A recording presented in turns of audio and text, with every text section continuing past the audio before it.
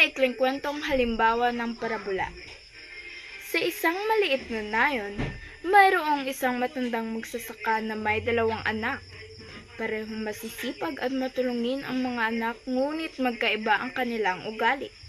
Ang panganay, si Pedro ay mapagmataas at madamot, habang ang bunso, si Juan, ay mapagkumbaba at mapagbigay.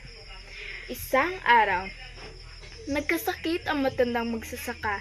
Hindi na rin siya makapaglabas ng bahay at hindi na rin makapagtrabaho sa kanilang bukid.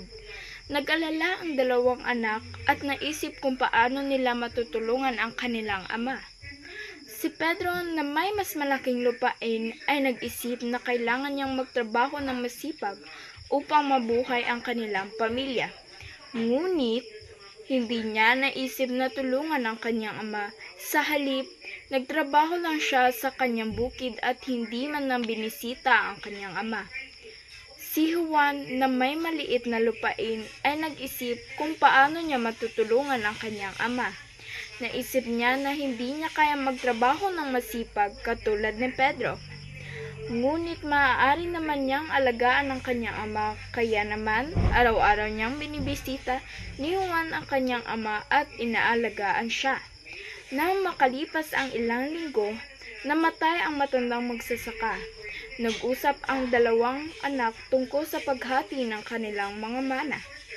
Si Pedro, na may mas malaking lupain, ay naisip na karapat-dapat siyang makakuha ng mas malaking bahagi ng mana. Ngunit si Juan ay hindi nagreklamo. Alam niya na ang tunay na kayamanan ay hindi ang mga material na bagay, kundi ang pag-ibig at pagmamalasakit. Nang namatay ang kanilang ama, nagkaroon ng malaking pagbaha sa nayon. Ang bukid ni Pedro ay nawasak at nawalan siya ng kanyang pananim.